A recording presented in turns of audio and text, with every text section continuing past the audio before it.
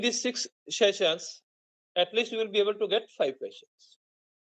So जो आज question हम first session, that is one of the most important questions, and you can go through the question papers of last years, and from the first unit you are getting this question every year.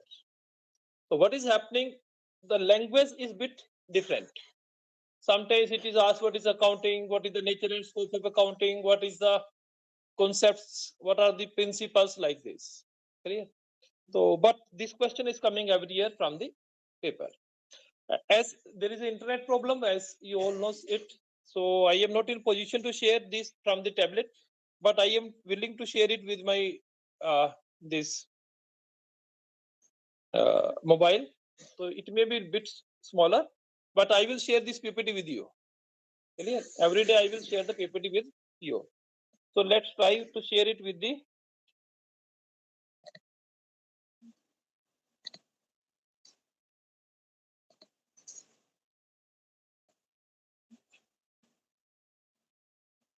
और बेटा जब ये आ जाए ना तो मुझे बता देना, क्योंकि ये मुझे नहीं दिखाई देगा।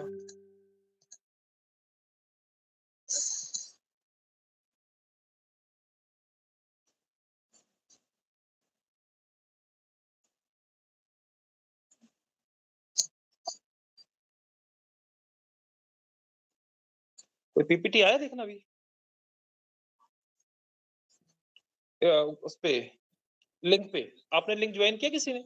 यस सर, आ गया। आ गया सर। Yes, आ sir. गया। Yes, sir. So friends, let's start the story. The story is, can you give me the register please?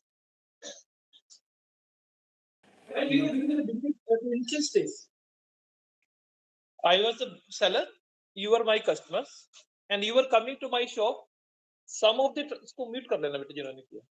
So some of the transactions were taking place in cash and some of the transactions were in credit. So I started writing it from page number 1 to end, last page. So on the first day when you got salary, she came to me and she asked, "Sir, how much money I have to pay to you?" So I say, "Okay, I have to go through my register. Please come day after tomorrow, I will tell you." She came day after tomorrow. I have gone through all transactions and I told that you have to pay 950.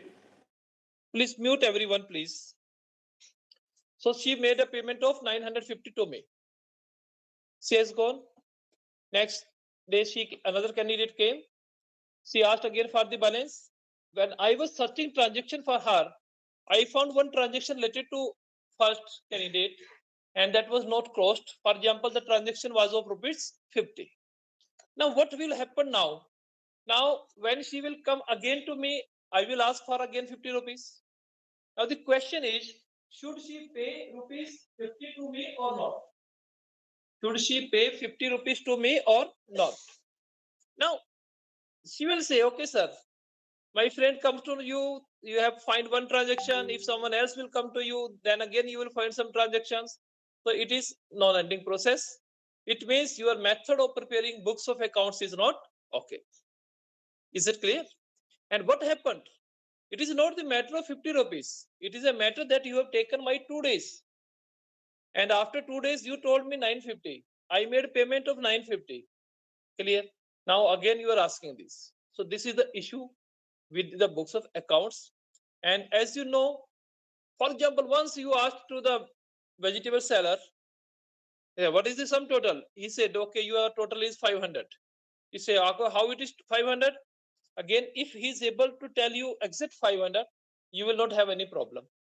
For example, he says 480 or 520, again you will starting that something is wrong.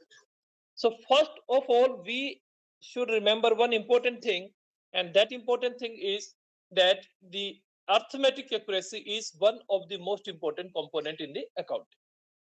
There are the two terms, accuracy and arithmetic accuracy. So I am talking about the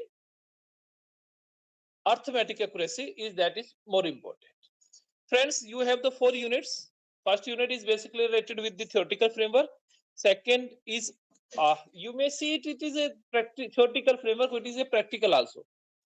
Clear? So we will be able to do question from this part also. But the unit number 3 and 4th, These seems to be very small units, but actually these are the large units. These are the large units. When we will go through it, it is a big and technical part, but we will do it. It's not a big issue. So this is the syllabus, and when we are going through the syllabus, please go with proper planning. Planning से करेंगे काम अच्छा होगा. और अगर देखो बेटा hard work is the key to success. अगर ऐसा होता तो लिबरल वाला जो बंदा था वो सबसे अमीर होना चाहिए था. ठीक है ना. तो थोड़ा सा सिस्टमेटिक वे से काम करेंगे. और आप लोग तो एमबीए कर रहे हैं, तो एमबीए तो है ही सारा सिस्टमेटिक और स्किल बेस्ड अप्रोच का काम होता है. तो बेटा ये जब हमने काम किया अकाउंटिंग वाला, तो इसमें दो चीजें आती हैं. First is the book keeping. You have recorded all the transactions in the books. Second is most important component, that is classification. Where was the problem? I have recorded all transaction in a register, but these were not classified. But if each and every transaction is classified, may transaction of A in the accounts of A, B with the B, C with the C, D with the D in this format, what will happen that after some times, whenever she will come, I will be able to tell her balance within few minutes. Classification was one of the most important, and this classification was not only with respect to the persons, it may be with respect to the electricity, furniture, machinery, plant, everything. Clear? But what about after the classification? If the classification is not properly verified, again there will be a big issue. So then there was a need for summarization. There was a need for summarization. और summarization में हमने सबसे पहले क्या बनाया बेटे? In case of the summarization, we have prepared first of all,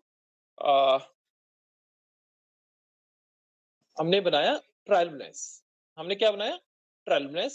her laser से हमने क्लासिफाई का मतलब देखो, bookkeeping journal, classification ledger. Ledger से आपने बैलेंसेस निकाला. उन बैलेंसेस में sum of the balances are in debit and sum of the balances are in credit. परंतु बैलेंस लिखा हमेशा अपोजिट साइड में जाएगा. जो साइड बड़ी होगी उसका बैलेंस बोला जाएगा, और लिखा किस में जाएगा? अपोजिट डायरेक्शन में लिखा जाएगा. लिखा किस में जाएगा? अपोजिट में. But we must remember that all assets always show their debit balance. All assets always show their debit balance, and all liabilities always show their credit balance. All expenses and losses always show their debit balance, and all incomes and gains always show their credit balance. ठीक है जी. ये simple सा rule है, क्योंकि हमने उसमें पहले किया, तो उसके हिसाब से हम ट्रायल बैलेंस बनाएंगे, and then we will try to find out the arithmetic accuracy. If the sum total of both sides is equivalent, it means from the arithmetic point of view, your books of accounts are correct. Paper में question आता है, ये ध्यान से सुनेंगे. Is it the proof of accuracy? No. Trial balance is the proof of arithmetic accuracy. There may be again different kind of the errors. ठीक है, आज उसके ऊपर बात नहीं करेंगे, नहीं तो टॉपिक दूसरी डायरेक्शन में चला जाएगा. Is it okay? Now my question to all of you is that, क्या नाम है बेटी? Ishika. Ishika की पहले sale of rupees 1 lakh and earn the profit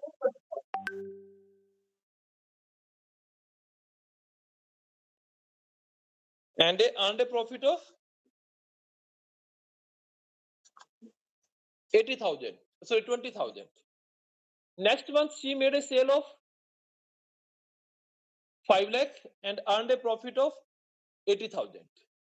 Is it a matter of appreciation or criticism? पहले महीने में उन्होंने 1 लाख का सेल किया, 20,000 प्रॉफिट कमाया. अगले महीने में उन्होंने 5 लाख का सेल किया और 80,000 प्रॉफिट कमाया. तो is it a matter of appreciation और क्रिटिसिज्म? क्रिटिसिज्म. आपने क्या किया यहाँ पर? एनालिसिस एंड इंटरप्रिटेशन किया. Analysis and interpretation. तो एक चीज ध्यान रखेंगे भाई, जो ये इंटरप्रिटेशन होता है ये ऑलवेज पर्सनल होता है. One thing according to me be right and according to the another, it is not granted that he or she will also take it in the same manner. ठीक है. हर व्यक्ति का अपना एक पर्सनल जजमेंट होता है भाई. हर व्यक्ति का अपना एक पर्सनल जजमेंट होता है.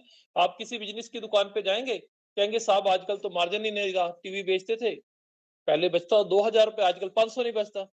तो पहले वही टीवी 20,000 रुपए का आता था, अब वही टीवी 5,000 7,000 रुपए का आता है. तो आप उसमें 500 रुपए कमा रहे हैं. समझते ना. तो एक परसेप्शन वाला हर एक का पर्सनल जजमेंट होता है. परंतु हमने इसको यहाँ पर इंटरप्रिटेशन किया that the increase in the sale is 5 times, whenever the increase in the profit is only 4 times, it means somehow 100% increase in the expenses is taking place and we need to control it. We need to control it. परंतु बात ये थी कि जब cell बढ़ेगा खर्चे बढ़ नहीं थे, परंतु वो तो प्रोपोर्शनेट के हिसाब से तो हम पहले भी बढ़ाने को बात हुई है ना बेटे, उससे एडिशनल बढ़ गया। और इकोनॉमिक्स में पढ़ाया था with the increase in the production cost comes down, तो इसका मतलब हम यहाँ पर रिवर्स जा रहे हैं, तो we have to check it. इसको क्या बोला बेटे हमने? Interpretation. So there are the three things. Bookkeeping, it is the recording of all transactions, but the fundamental condition is that all transaction needs to be measured in terms of money. Her transaction किसमें major होगा बेटे? शाबाश, you did that, wonderful. ठीक है ना? इसका कोई value है?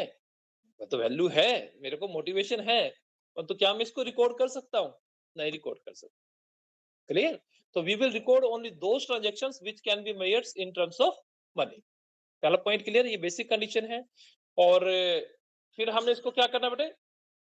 It is classification, summarization, classification and summarization, and the third one is that is recording, classification, summarization, analysis and interpretation. Analysis and interpretation. देखो, सिर्फ बैलेंस बताने के लिए तो अकाउंटिंग की जरूरत नहीं थी भाई, और जो हम करते हैं एक्चुअल प्रैक्टिस में, we are doing accountancy, we are doing accountancy. Clear? और अकाउंटिंग तो बहुत उसमें चलता है, but when we are talking about the principal theoretical framework, 99% you will find that accounting principles or accountancy principles, accounting. Excuse me, sir. जी जी please. Sir, I have only one request from you. Sir, can you Mhm. please share these PPT in the official group? So it's very helpful for us also for the exam. In the beginning, I already informed that I will share all PPTs with you. So in the official group you are sharing this, or any unofficial group we have to make No, for I don't know accounting? which group is there, but definitely I will share. I will request to Dr. Geeta Bansal ji, and she will share every material. Thank you so much, sir, for that. You will get all this material. You will get. Thank you, sir. तो बेटा हमने क्या करते हैं जब accounting की बात करते हैं, अब थोड़ा ध्यान से सुनेंगे 5 मिनट का स्टोरी। ये क्वेश्चन पेपर में हर साल आया हुआ है, शेप चेंज हुआ है। अब which one is known as theory and which one is known as principles? Theory and principles are same और डिफरेंट, ठीक है ना? तो हम कहते हैं, चलो हम थ्योरी पे नहीं जाएंगे, हम अपने प्रिंसिपल पे रहते हैं। What are the accounting principles? और प्रिंसिपल्स क्या होते हैं बेटे? These are the set rules and regulations, these are the set rules and regulations which are framed after number of observations, which are framed after number of observation and results remain same. भाई principle किसको बोलते हैं? Water start boiling at 100 degree Celsius. Which water?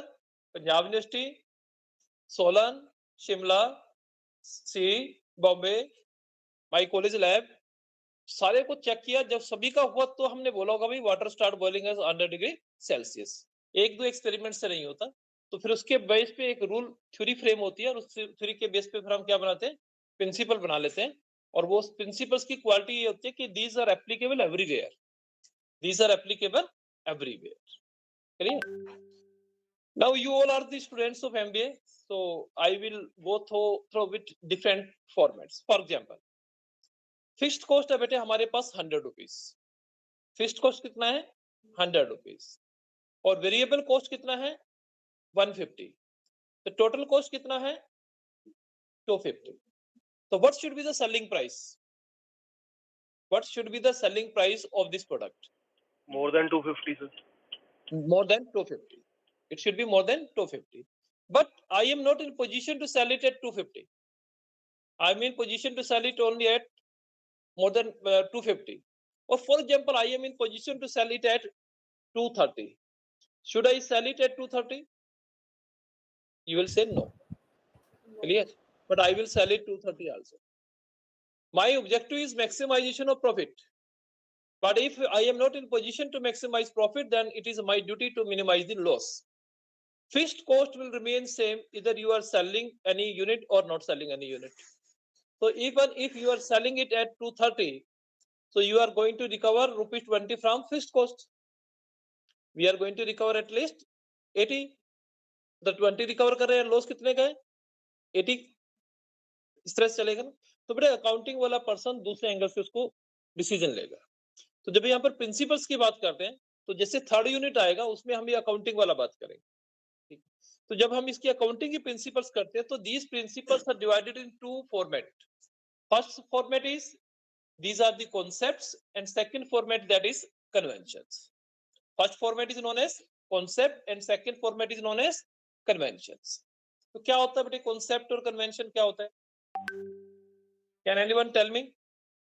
देखो मैं यहाँ पर लिखता हूँ DR गीता बंसल, तो आप उसको क्या पढ़ेंगे? Doctor Geeta Bansal, yes or no?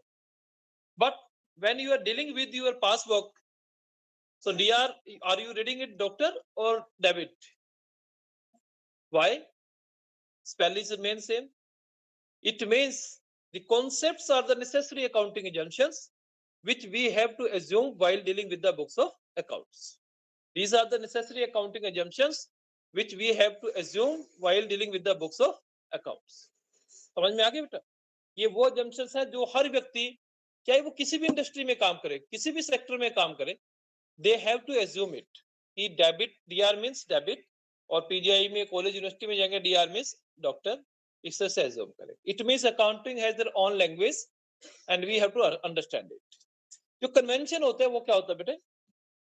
आप घर में बैठे हैं अंदर, दिवाली का फेस्टिवल था तो बाहर बेल हुआ, आपने पापा ने बोला देखो कौन भाई है, तो आप गए, आपने बोला ताजी नमस्ते, तो पापा के माइंड में क्या पिक्चर बना? Whosoever is standing outside, he is in relation my elder brother. आपने इसको क्या बोला? ताया जी। आजकल तो अंकल चल गया, कंफ्यूजन वाला हो गया, परंतु कन्वेंशन होता है तो ट्रेडिशन। अगर आपने बोला बुआ जी, तो बुआ जी का मीनिंग क्या हो बेटे? सिस्टर। किसकी सिस्टर? पापा की। अगर मौसी बोला तो किसकी सिस्टर? ठीक है, तो ये क्या चीज है? ये ट्रेडिशन है बेटे। ये क्या है? ट्रेडिशन। भाई आपको मैंने आज सीईओ बना दिया, you can make a change, but the change can not be over a day और 2 और 3, इट टेक्स टाइम्स। तो जो कल्चर, जो सिस्टम जहां का चलेगा आपने इसको चलाना है, आपने इसको क्या करना पड़ेगा? Father timing you have to run it. Clear? ये दो चीजें क्लियर है यहाँ पर। तो जब हम इसमें कॉन्सेप्ट्स की बात करते हैं, लास्ट टाइम का पेपर में तो 4 कॉन्सेप्ट आई हुई थी आपके पे, तो उसने बोला था कि इनको एक्सप्लेन करो, लास्ट ईयर का जो पेपर था। तो कई बार पूरा क्वेश्चन आ जाता है कि explain the accounting principles, explain the concepts, explain the conventions. तो पहले तो कॉन्सेप्ट और कन्वेंशन का डिफरेंस कर लेना भाई। अगर कॉन्सेप्ट पूछे तो कॉन्सेप्ट ही लिखना, कन्वेंशन पूछे तो कन्वेंशन ही लिखना, दोनों को मिक्स मत कर देना। अगर वो जनरल प्रिंसिपल पूछे तो आप जो मर्जी लिख देना, कॉन्सेप्ट लिख देना, कन्वेंशन लिख देना, दोनों उसी के पार्ट बनते हैं। Simple, is it okay? तो यहाँ पर जब हमने सबसे पहले रखा तो इसमें सबसे पहले आते हैं हमारे पास business entity concept. Business basic accounting में क्या आती है? Business entity concept. और जो बिजनेस एंटिटी कॉन्सेप्ट है ये क्या करती है आपको? that business and businessman both are separate and distinct to each other. Business और बिजनेसमैन दोनों कानून की नजरों में अलग अलग लोग हैं। whatever is being invested by the person is known as capital and whatever is withdrawn by him that is known as drawing. हमारा रेस्टोरेंट चलता है बेटे, और रेस्टोरेंट में हमने घर पे दिवाली पे जाकर डिनर किया तो वो फ्री का नहीं है, उसको भी मेरे खाते में लिखा जाना चाहिए, उसको भी मेरे खाते में लिखा जाना चाहिए, वो भी किस में आना चाहिए? ड्राइंग्स में आना चाहिए। Clear? And if Adani or Ambani is having 10 business, 20 business, 30 business, so the profit will go in their pocket only. It doesn't mean that there is no need to prepare the books of accounts separately for every unit. Here it is mandatory to prepare the books of accounts for each and every unit separately. Her business का जो books है वो अलग अलग बनेगा, चाहे profit एक ही person को जाए, तो बुक्स सभी का अलग अलग बनेगा, और बिजनेस और बिजनेसमैन दोनों अलग अलग माने जाए। क्लियर? तो ये यूनिट में दो चीजें ध्यान रखनी है, that a business and the businessman both are separate and distinct to each other, पहला part, and we have to prepare the books of accounts for each business. हर बिजनेस की जो बुक्स ऑफ अकाउंट्स है वो अलग अलग तरह की बनाई जाए। इसमें कोई डाउट है दोस्त? याद है? अब इसमें पेपर में जब लिखना होता है भी आपको थोड़ा बढ़ा के लिखना है इसको, तो 4 लाइनें लिखने से काम नहीं चलेगा, ठीक है? और जो पेपर चेक करते हैं भाई सर्दियों के दिन आएंगे और चाय पीते टाइम पेपर आ गया तो फिर थोड़ा थोड़ा लिखे में तो 2 क्वेश्चन तो ऐसे चले जाएंगे। तो इस बात का भी ध्यान रखना है। तो थोड़ा सा इसको एग्जाम्पल कोड करके थोड़ा सा इसको बढ़िया तरीके से लिखेंगे। सेकंड में कहता है बेटा ये मनी मेजरमेंट कॉन्सेप्ट। क्या बोलता है यहाँ पर? Money measurement concept. अभी जो हमने बिगिनिंग में बोला, we will record only those transactions which can be measured in terms of money. ठीक है ना? वो अच्छा प्रोडक्ट है, वो अच्छा नहीं है, वो बहुत बढ़िया है, वो इन चीजों से हमारा कोई लेना देना नहीं है। ठीक है?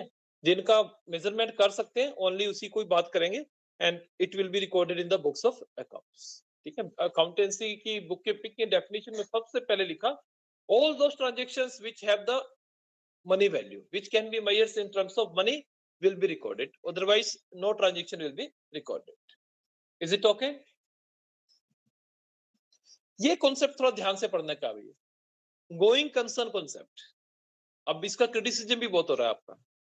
अभी इसमें आगे जब स्टैंडर्ड पढ़ेंगे तो इसको क्रिटिसाइज करेंगे बहुत ज्यादा, इसको ध्यान से सुनेंगे। ये कहते हैं going concern concept that the business will continue for a very long period, infinity, 10 year, 20 year, 100 year. And if business will continue for a very long period, it means that day-to-day fluctuations needs to be ignored. Day-to-day fluctuation needs to be ignored. भाई साहब ने 1 लाख का mobile लिया, हमने इनसे आज party ली, कमाल है, मोबाइल लिया, अगले दिन उसका प्राइस हो गया जी 1,10,000, तो वहां ले आपके तो 10,000 रुपये बच गए, पार्टी फिर लिया, तीसरे दिन इसका प्राइस हो गया 1,20,000, फिर भाई साहब को बोला लोगों ने यार कमाल छा गया तुम तो, फिर इसका वैल्यू हो गया 80,000, फिर भाई साहब ऐसे करें। तो ये कहता है भाई ऐसे काम नहीं चलने वाला, ना तो फ्लक्चुएशंस पे खुश होना है ना डाउन होने पे, क्योंकि आपने जो खर्चा कर दिया वो आपकी इन्वेस्टमेंट थी। वो क्या था? Investment. We have to differentiate between the two term expenses and expenditure. Expenditure होते बेटे which are done in those assets which are purchased not for the resale purpose, means which we will hold for long period. और expenses होता है जो उनको maintain करने के लिए किया जाता है, उनको मेंटेन करने के लिए। तो गोइंग कंसर्न कांसेप्ट में कहता है कि expenditure means the amount which you have spent invested in the business will be utilized for a number of years, clear, and for that purpose day to day fluctuations needs to be ignored, day to day fluctuation needs to be ignored. Point clear है बेटे पहले? और फिर ये कहता भी every transaction will be recorded on their book value. Book value क्या होगा बेटे? हमने मशीनरी परचेज की 10 लाख रुपए की दिल्ली से उसको यहाँ पर लेके आए 1 लाख रुपए उसका कैरिज लग गया, तो उसकी इंस्टॉलेशन पे 50,000 रुपए लग गया, तो मशीनरी की कॉस्ट कितना हुआ? 11,50,000, क्लियर। और फिर उसमें से क्या करेंगे? लेस डेप्रिसिएशन, हर साल उसमें से लेस डेप्रिसिएशन करेंगे। कब तक करेंगे?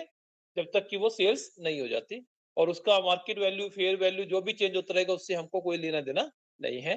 तो going concern concept suggest you that business will continue for a very long period, clear, and day to day fluctuations needs to be ignored.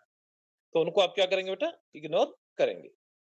अगर आप बिजनेस मान लो 50 साल 100 साल ऐसा चलेगा, and we are not doing only the sole trade business, it may be a matter of joint venture, it may be a matter of partnership, it may be a matter of company, it may be a public company, private company, and even the number of parties are interested to know the profit or loss.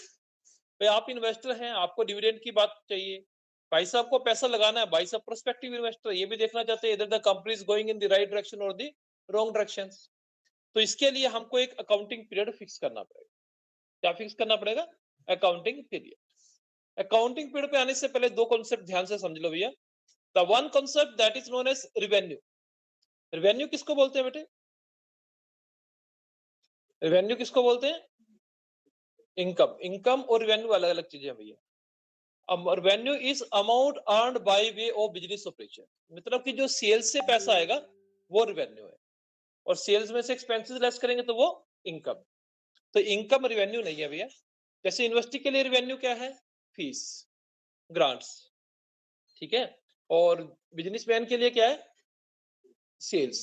और भाई हम कई बार दूसरी company में पैसा लगा देते हैं, वो भी प्रॉफिट तो होता है, इनकम तो होती है, वो नॉन ऑपरेटिंग इनकम होती है। वो कौन सी होती है? Non operating income. तो हम दोनों को मिक्स नहीं करेंगे। तो revenue here means amount earned by way of business operation in which you are dealing. जिसमें आप डील करते हैं उस वाले अमाउंट को हम रेवेन्यू बोलेंगे। Is it okay? और दूसरी तरफ क्या होंगे बेटे? एक्सपेंसेस। दूसरी तरफ क्या होंगे? Expenses. Now the big problem is in our country, not in our only but in number of the countries, that the government of India is operating on the cash system only. Governments, central government, state governments, they are doing only and only in the cash.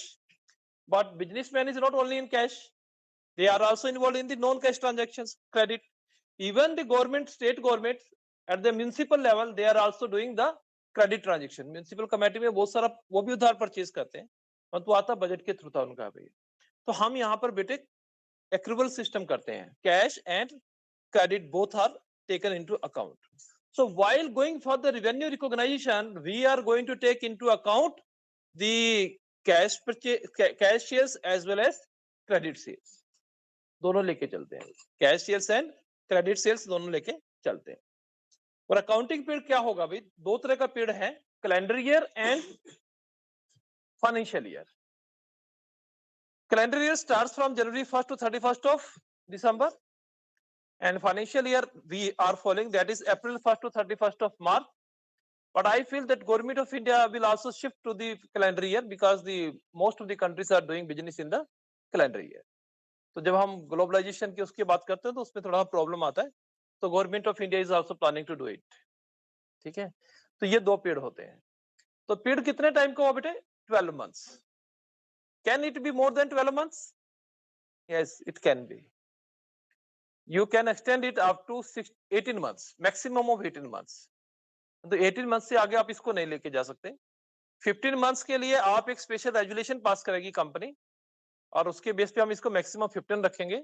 तो special resolution plus approval of company law board जो हमारे registrar होते हैं, तो maximum आप इसको 18 months के लिए लेके जा सकते हैं, but it can not be beyond 18 months। ये कई बार आप सिविल की दूसरे कॉम्पिटिटिव एग्जाम की तैयारी करें तो उसके लिए है। Accounting period for 12 months with special regulation 15 months, special regulation plus approval from the company board law board 18 months, but it cannot be beyond 18 months। आज तक एक्सेप्शनल एक बार हुआ था, उसके बाद कभी यूज नहीं हुआ 18 months। वैसे नॉर्मली 12 months, एक्सेप्शनल नॉर्मल में 18 months तक हम इसको एक्सटेंड कर सकते हैं। And what we will do in the accounting period concept, we will compare the expenses with the revenue. We will not compare the expenditure, we will compare the expenses with the revenue to know the amount of profit or loss। कई बार क्या होता है कि हम income ले लेते हैं बेटे, इनकम वर्ड पेपर में नॉर्मली लिख देते हैं, हम रनिंग हैंड में नॉर्मल इनकम लिख देते हैं, तो वो कट जाता है भाई। तो यहाँ पर क्या वर्ड यूज करेंगे? रेवेन्यू। कंपेयर किससे करेंगे? Expenses not expenditure. और डिफरेंस अमाउंट जो भी होगा प्रॉफिट और loss that is another ish, बस we will fix one accounting period. अब क्या होता है सर, आपने इंश्योरेंस का पॉलिसी लिया, मान लो आपने आज इंश्योरेंस का पॉलिसी लिया, कब तक चलेगा वो? 3 तारीख नवंबर तक चलेगा। बुक्स कब क्लोज करेंगे? 31st of March। तो 31st March से आगे वाला क्या हो जाएगा? प्रीपेड। तो हमको तो प्रीपेड और वो आउटस्टैंडिंग सारे लेके चलने हैं, समझते हैं ना? तो वो सारे एडजस्टमेंट हमने एक अकाउंटिंग पीरियड के हिसाब से करने। क्लियर? और इसका भी अपना एक बहुत बड़ा रहेगा। Accounting cost concept, accounting cost concept भाई बोल देना बहुत आसान है, मैंने अभी बोल दिया। The fixed cost is 100 and the variable cost is 150, बोला था ना अभी, and the total cost is 250। हम सभी में से एक दो को छोड़कर बाकी सभी लोग चाय पीते होंगे मेरे ख्याल से, बनाते नहीं होंगे तो पीते जरूर होंगे। अगर मैं आपसे पूछूं कि एक कप चाय की कॉस्ट निकालनी है, how to calculate it? Is it easy process? It is not easy भैया। जब भी कहीं ING लगता है, जैसे अकाउंटिंग लगाया था हमने, तो वो क्या बन गया था? टेक्निक बन गया था एनालिसिस एंड इंटरप्रिटेशन का। कॉस्ट क्या होता है? Amount spent. कॉस्ट क्या था? Amount spent. और कॉस्टिंग क्या होता है? Technique to ascertain the cost, technique to ascertain the cost. समझ में आया? दोनों में अलग अलग डिफरेंस होता है। Budget plan in terms of figure, budgeting is the technique to prepare the budget. तो यहाँ पर अकाउंटिंग कॉस्ट कॉन्सेप्ट के बारे में बात कर रहे हैं। अभी हमने बात क्या किया था बेटा? Revenue and expensive. जब रेवेन्यू किया तो मैंने कॉस्ट निकालना था, उसमें निकाला या नहीं निकाला? तो उस पे उसकी कॉस्ट भी निकाला जाएगा। जैसे आप कोई ट्रेन बुक करते हैं तो 40 रुपए 50 रुपए वो दूसरा चार्जेस वगैरह भी यूज करता है, तो वो उसका कॉस्ट माना जाएगा या नहीं माना जाएगा? ये माना जाएगा, क्योंकि आपको जितने में पड़ रहा है उसके उसमें लेके चलेंगे। तो यहाँ पर कहता भी accounting cost concept each and every nothing is free of cost. आपने इक्विटी पैसा लगाया, आपका खुद का पैसा है। Do you feel that there is no cost of capital? Again, there is a cost of capital. You have the retained earning. Again, there is a cost of capital. तो हर component का cost निकालना है भाई। चाय बनाना ये नहीं कि चाय में इतना पानी डाला, इतना दूध डाला, पत्ती डाला, चीनी डाला, इलायची डाला, ये नहीं। कौन उसको बना रहा है? विमल अंजू बना रहा है तो उसकी वैल्यू कुछ भी नहीं है। एक सैफ बना रहा है उसकी वैल्यू कुछ और होगी। ताज में चाय सर्व होगी उसकी वैल्यू कुछ और हो जाएगी।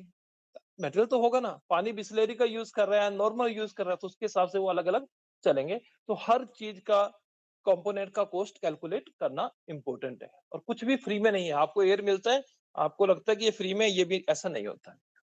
सेकंड कॉन्सेप्ट है हमारे पास ड्यूल कॉन्सेप्ट। सेकंड कॉन्सेप्ट कौन सा है? ड्यूल।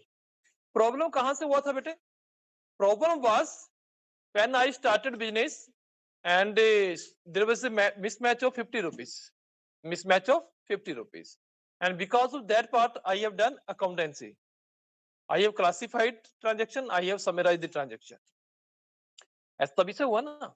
तो यहाँ पर ड्यूल एक्सेप्ट होता है, each and every transaction will be recorded twice. Her transaction को कहा कितने बार लिखा जाएगा? 2 बार लिखा जाएगा। In the 2 different accounts, in the 2 different site, in the 2 different accounts and in the 2 different sides, once in the debit, second in the credit। ठीक है, इसमें कोई दिक्कत नहीं है। हर ट्रांजेक्शन को 2 बार लिखा जाएगा भाई। एक बार डेबिट होगा तो एक बार क्रेडिट होगा, और दोनों अकाउंट्स में होगा। ठीक है ना। जब हम ट्रांजेक्शन पास करते हैं तो लेजर बनाएंगे, अभी उसको बाद में देखेंगे, आज टाइम बचेगा तो उसके हिसाब से इसको देखेंगे। तो ड्यूल कॉन्सेप्ट हमने करना है, और ड्यूल कॉन्सेप्ट हमें बताता है all assets are equivalent to liabilities. All assets are equivalent to the liabilities means sum total assets and the liabilities, क्योंकि जितना हमने डेबिट में किया तो उतना क्रेडिट में किया। और मैंने बिगिनिंग में बोला all assets always show their debit, all liabilities always show their credit, all expenses and losses debit, incomes and gains credit। तो यही चीजें हुई होंगी बिजनेस में। तो इसका मतलब दोनों का आपस में मैच होना चाहिए, तो उसको ड्यूल एक्सेप्ट या डबल एंट्री सिस्टम भी बोल देते हैं भैया। अब इसमें वही टर्म आ गई बेटा, मैचिंग कॉन्सेप्ट। कौन सी टर्म आ गई? Matching concept. भाई मैचिंग सिंपल नाम से पता चल रहा है, मैच करना है। तो मैच किसको करोगे आप? एक्सपेंसेस को रेवेन्यू से, एक्सपेंसेस को रेवेन्यू से। और एक्सपेंसेस को थोड़ा देर पहले मैंने क्या बोला था? और कॉस्ट बोला था। क्या बोला था भाई? कॉस्ट। उस पीरियड की पर्टिकुलर कॉस्ट निकालना बेटा, और उस कॉस्ट को किससे कंपेयर करेंगे? उस पर्टिकुलर पीरियड के रेवेन्यू से करेंगे। आजकल आप रेफ्रिजरेटर लेने जाते हैं, मोबाइल लेते हैं, कुछ भी लेते हैं, उसमें लिखा होता है the warranty of this product is 5 years, 10 years. ऐसा होता है नहीं होता है? तो सारी की सारी तो वारंटी वाली वैसे तो ऐसी होती है, उस टाइम तक वो खराब भी नहीं होती, उसके बाद ही होती है नॉर्मली। परंतु 2-3% ऐसे भी होते हैं जो बीच में हो भी जाती होंगे भाई। तो उसको सारे को सेल इसी साल के मानो, या अगले साल में भी उसका कुछ पार्ट जाएगा। तो इसका मतलब मुझे कुछ ना कुछ तो एडजस्टमेंट करने की जरूरत पड़ेगी भैया। तो हम अपने इंजीनियरिंग डिपार्टमेंट से पूछते हैं, भाई बताओ कितना इसमें चेंज हो सकता है। तो वो सारा भी हमने यहाँ मैचिंग में एडजस्ट करना चाहिए। क्लियर? अगर ये क्लास एमबीए से अलग होती तो मैं इस पे नहीं जाता, परंतु हाँ हमको उसको एडजस्ट करना चाहिए। और मैचिंग किसको करेंगे बेटे? Expenses with the revenue of that particular period, expenses and revenue of that particular period. ठीक है सर। Realisation concept. रियलाइजेशन किसको बोलते हैं बेटे? जैसे मिला। अभी सेल किया, उधार में किया, तो सारे का सारा मिल जाता है? नहीं मिलता, कुछ बैड डेट्स भी हो जाता है। परंतु जब हम रेवेन्यू रिकॉग्नाइज करते हैं तो as and when the transaction will take place, it will be assumed being realized, it will be assumed being realized। हम उसको पूरे अमाउंट को सेल्स में लिखेंगे। बैड डेट्स का है उसको बाद में जैसा भी थोड़ी देर में बात करेंगे तब उसको एडजस्ट करेंगे। तो रियलाइजेशन कॉन्सेप्ट कहता है as and when the transaction will take place, it will be assumed as realized। Sales उधार में हो, कैश में हुआ तो वो अलग इश्यू है, परंतु उसको रियलाइजेशन माना जाएगा। एक्रूवल कॉन्सेप्ट उधार वाला है भाई। ठीक है ना, उसी से रिलेटेड है कि एक्रूवल है उधार कर, उसको हम यहाँ पर मैच मिसमैच में नहीं जाएंगे। क्लियर? इससे अलग और भी बहुत सारी कॉन्सेप्ट है बेटे, जैसे मैं बोलता हूँ industrial practice concept. Industrial practice concept में the method of preparing of books of accounts में differ from industry to industry. आप लोग यहाँ क्लास लगा रहे हैं, कुछ मेरे साथी ऑनलाइन लगा रहे हैं, तो है तो बराबरी ना, ठीक है ना। कुछ लोग ए यूनिवर्सिटी से कर रहे हैं, बी से कर रहे हैं, सी से कर रहे हैं, मेथड डिफर कर सकता है। अटेंडेंस का मेथड कई जगह हम क्लास लेते हैं, कई जगह बच्चे स्मार्ट कार्ड यूज करते हैं, कई जगह बायोमेट्रिक करते हैं, मतलब पर्पस सबका अटेंडेंस ही होता है। तो इसमें यहाँ पर उसको जनरल उसमें लेके चलते हैं। Is it okay? अब हम यहाँ पर बात करते हैं कन्वेंशन की। कन्वेंशन क्या बताया था मैंने आपको? Protocol convention, it is a tradition, it is a tradition which we are following from number of years. पर ऐसा नहीं कि ट्रेडिशन तोड़ नहीं सकते भाई, तोड़ेंगे भी ना, थोड़ा थोड़ा करके टाइम हो जाएगा। अब गोवर्धन की पूजा होती थी पहले, गांव में गोबर वगैरह से गाय का उपले बना के उसे करते थे। अब नहीं मिलता तो कल सभी ने किया ही है ना, बन गया ना। तो जैसा जैसा होता है सिचुएशन के हिसाब से होता है। और तो अकाउंटिंग में कहता है कंसिस्टेंसी। कंसिस्टेंसी का मीनिंग क्या? देखो भैया एक बात ध्यान रखना, English is the simplest language in the world, that's why it is being used, ठीक ना। अगर हम रशियन की बात करें ना, 80% of Russian is equivalent to Sanskrit, ठीक है ना। और संस्कृत हमारे यहाँ से तमिल से आई थी, साउथ से आई थी, ये भी ध्यान रखना। और इंग्लिश में तो यही बेटा, जब आपको उसका मीनिंग समझ में आ जाए ना, फिर आप उसको बड़े आराम से एक्सप्लेन कर सकते हैं। अब पहले कहते हैं अकाउंटिंग कन्वेंशंस, और इसमें कहता है कि कन्वेंशंस क्या है? ट्रेडिशन, ठीक है। और इसमें एक पहला है कन्वेंशन ऑफ कंसिस्टेंसी। कंसिस्टेंसी का मतलब क्या है? सेम, मेंटेन रखना। तो ये कहता है method of preparing of books of accounts should not be change from time to time. देखो जब हम अकाउंटेंसी करते हैं तो हमने कंपेयर किया था बेटे, 1 लाख का 20 और 5 लाख का 80। अगर उसमें कोई एरिया चेंज हो जाए, कोई प्रोडक्ट चेंज हो जाए, कोई ब्रांच चेंज हो जाए, और फिर हम उसको कंपेयर करें, तो दीज आर नॉट कंपेरेबल, ठीक है ना। और कंपेरेबल कब होता है?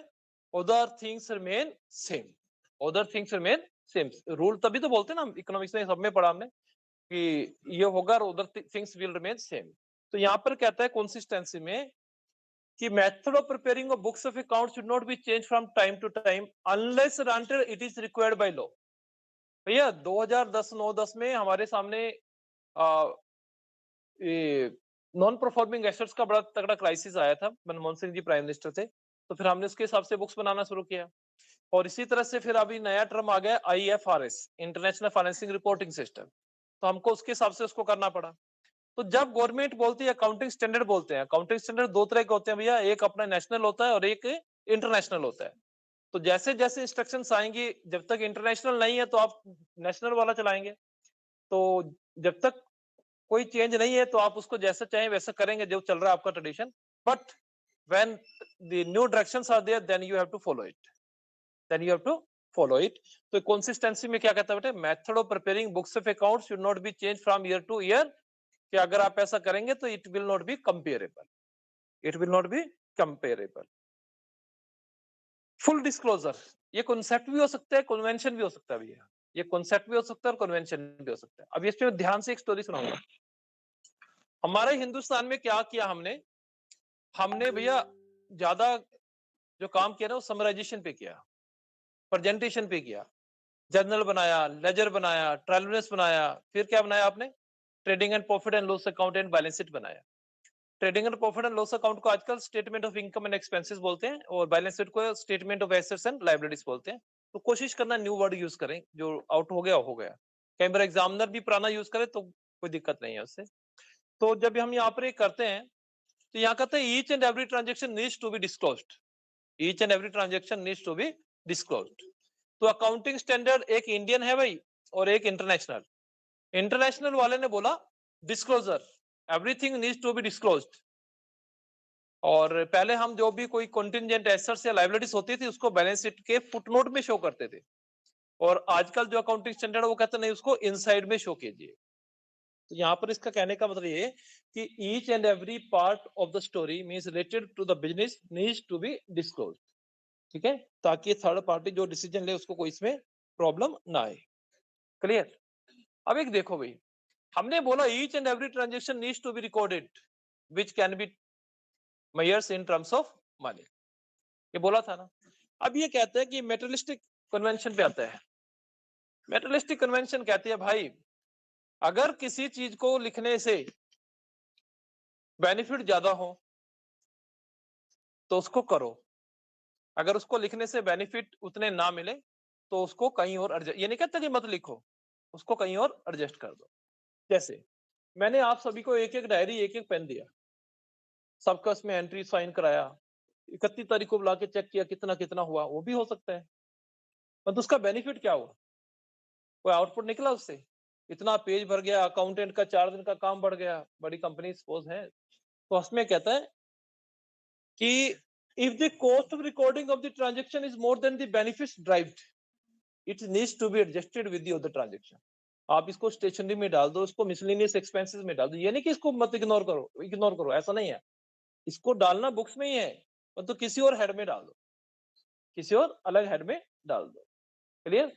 जैसे हम आपकी फीस लेते हैं बेटे, अब सारे बच्चों की फीस में करना लग जाए, अलग अलग खाता बनाएंगे तो बहुत बड़ा खाता बन जाएगा, तो हम एक ही हेड में फीस ले लेते हैं, सारे बच्चों की सारी यूनिवर्सिटी की फीस आ जाती है उसी में। तो कौन सी कन्वेंशन हमने यहाँ पर की, मेटरलिस्टिक कन्वेंशन हमने यहाँ पर अप्लाई किया। और इसके बाद आती है बेटे सबसे important convention of conservatism. Conservatism का मीनिंग क्या होता है, नैरो थिंकिंग में सोचना। नैरो थिंकिंग में कहता है if there are profit in the future, if there are chances of profit in the future, no need to record it unless and until it is not realized। भाई material था, raw material था, उसका price बढ़ गया, ठीक है ना, पर अगर वो सेल हो गया उधार या कैश, तो रियलाइजेशन में हमने पीछे बोला कि वो रियलाइजेशन में माना जाएगा, पर तो अगर उसका सेल्स हुआ ही नहीं and we assume it is a profit, then you are at fault because realization has not taken place। realization has not taken place, it means we are at fault। clear? But if there are chances of losses in the future, जो आपने उधार बेचा सारे में से पैसा नहीं आने वाला भाई, then you should start creating reserves and provisions। you should start creating reserves and provisions, उसके साथ साथ आपको उसके रिजर्व्स और प्रोविजन को साइड बाय साइड बनाना चाहिए। क्लियर? अब बेटा ये दो चीजें मेरे को आपने बता कि हमने बोल तो दिया रिजर्व्स एंड प्रोविजंस, ये रिजर्व्स और फंड्स भी सुना होगा वर्ड, तो इनमें क्या डिफरेंस है दोनों में, is there any difference between the reserves and funds? देखो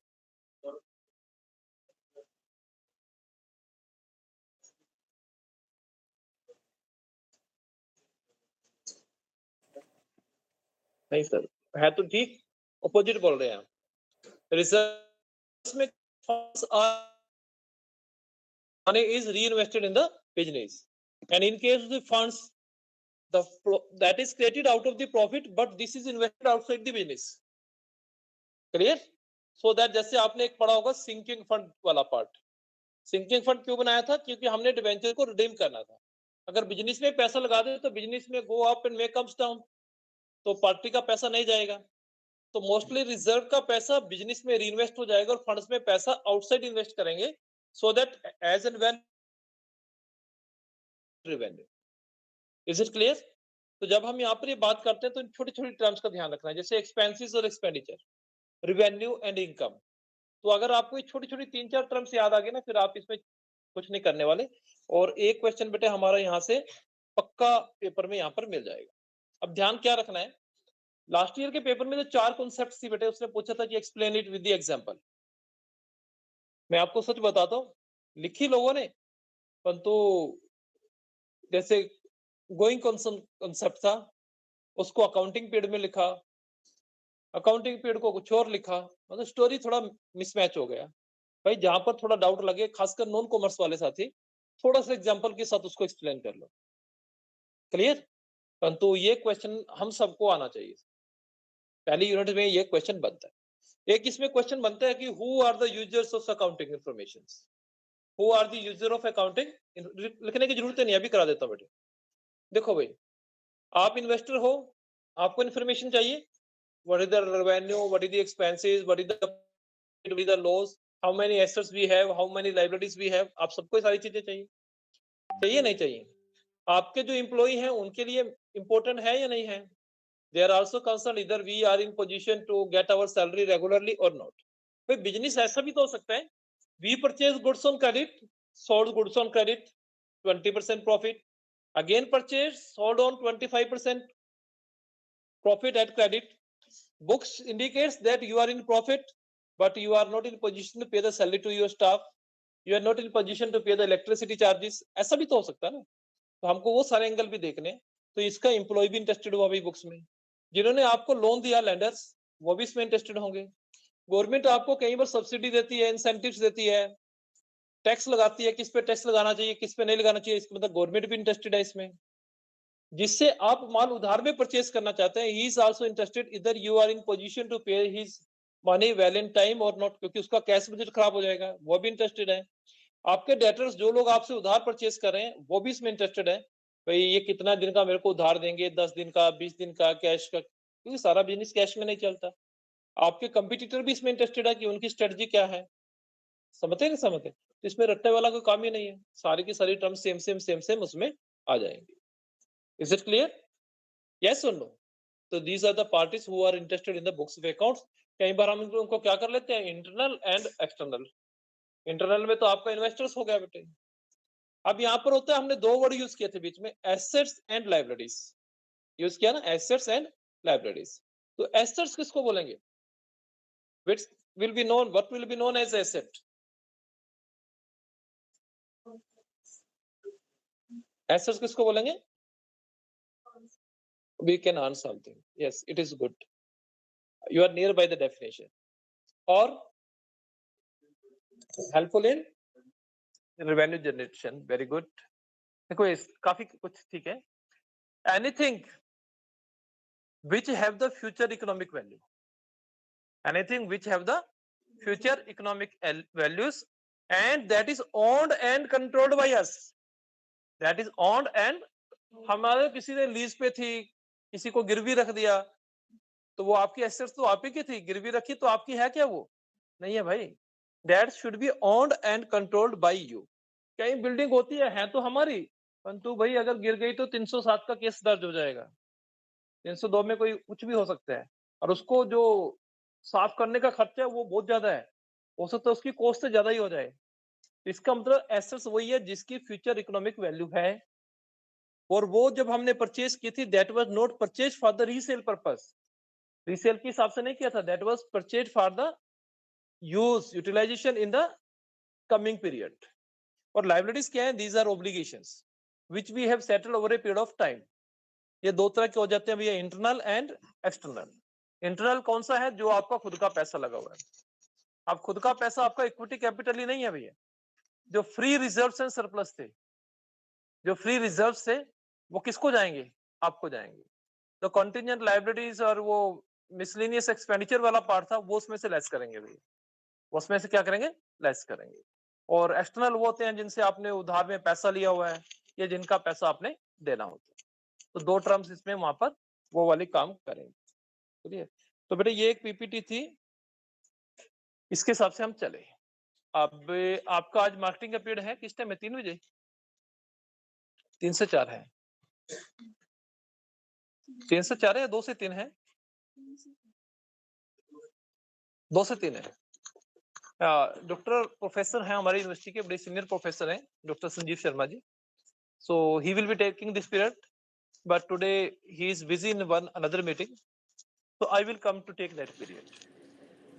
चलिए, तो वो पीरियड को फिर हम उसमें बाकी पार्ट उसमें डिस्कस करें।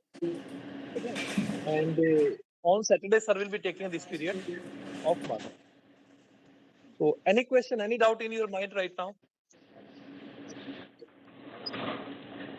बेटे पेपर आपने देना है, ठीक है ना? और मैं ये भी समझता हूँ कि एकदम से कुछ भी क्लियर नहीं होगा, तो हाँ इन पॉइंट्स पे आपने सोचना है। अब जो ये क्वेश्चन मैंने अभी कराया ना, ये हमने पक्का करना है। आई विल शेयर। आपका ग्रुप बना हुआ है कोई? मैं गीता मैम जी को भेजता हूँ। ठीक है, everyday I will share the PDF, no issue. अगर एडवांस चाहिए एडवांस में दे दूंगा। हमको क्या चाहिए है बेटा, प्लीज म्यूट योरसेल्फ। तो इसको जितना भी पढ़ाया अभी आज घर जाके नोट कर लेना है, और इसको सिंपल लैंग्वेज में नोट कर लेना है। अब जो पीपीटी है बिल्कुल लेमैन लैंग्वेज में बनाई हुई है, मुझे नहीं लगता कि कॉमर्स और नॉन कॉमर्स का कोई डिफरेंस आने वाला है। ठीक है, तो ठीक है, फिर हम मार्केटिंग वाले पीरियड पे मिलते हैं। तब तक लंच है, लंच कहाँ मिलता है यहाँ पर? जी सर।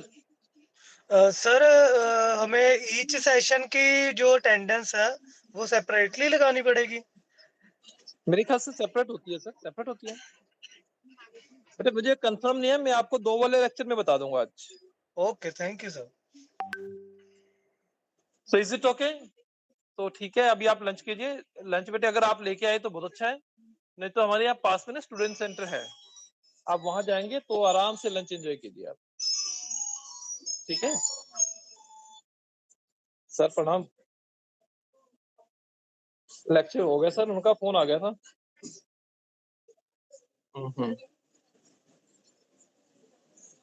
स्टूडेंट पूरे हैं सर, कॉल भरा हुआ है, ऊपरी है सर उसमें। सर अटेंडेंस लग गई। मोबाइल से किया।